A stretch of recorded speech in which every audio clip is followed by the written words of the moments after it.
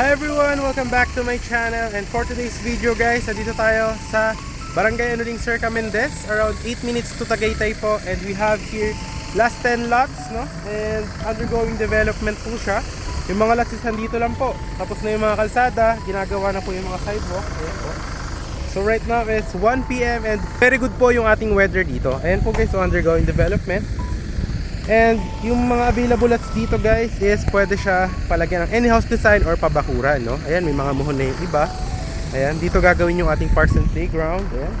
Kasya yung mga big cars like pick up going to this property or truck, no? So Walong Barangay Road, pag diniretso nyo yan, going to Tagaytay is around 8 minutes, no?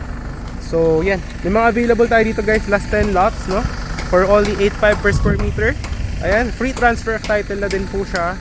And yeah, any house design, may mga house po dito. Meron din pong kuryente and tubig. And napakalaki po ng concrete road. Ayan po, kung mapapansin nyo. Ayan. And the weather dito guys, pag nakapunta kayo dito ng mga 5 PM and above, no? So, very cold weather and peaceful po.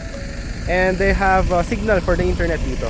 Siguro para mas ma-appreciate nyo siya and malocate nyo, is I will show you yung drone shot ng ating property para mas makita nyo and makita nyo siya kung gaano siya kalapit sa Tagaytay.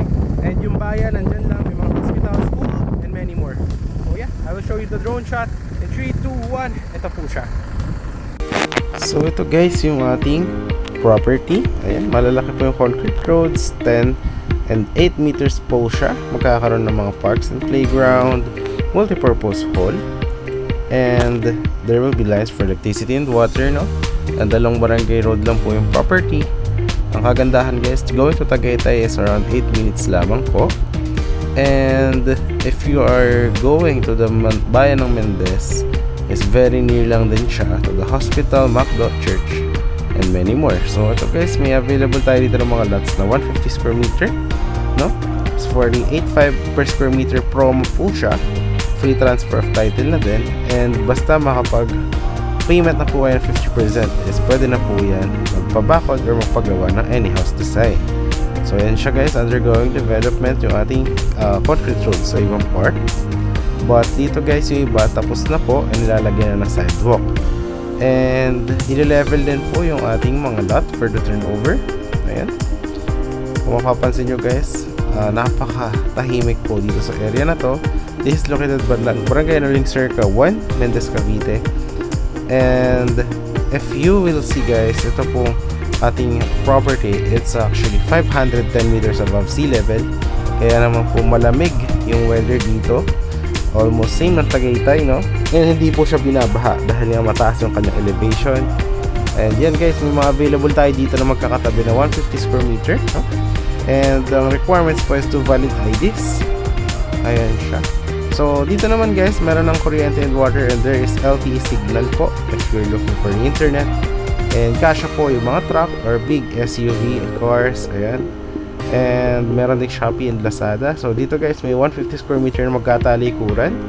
Kung gusto nyo yan, para dalawang may kalsada po yung frontage nyo. So, ayun guys, if you are actually interested in this one, nandiyan naman po yung number ko, no?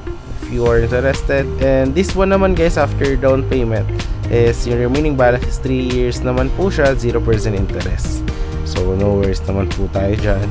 So wala po dito mga swimming pool or clubhouse, no? Mga sample natin ng mga finished projects. So no required house design po siya.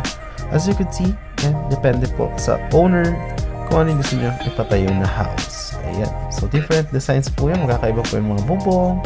And pwede rin po magpagawa sa contractor nyo. And yan guys, may mga linya na rin yung na Meralco for electricity. And meron na rin siyang water.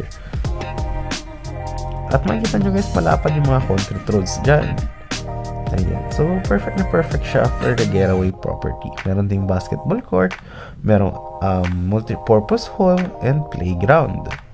Na talagang perfect na perfect para sa small family or you are with your kids. Para healthy living. Actually, maganda rin mag-walking dito. Lalo pagka madaling araw is naghahamog po dito. Dahil this property, ito pong develop na project natin, is just around 8 minutes to Tagaytay boundary, no? Kaya napakalamig po talaga ng weather niya.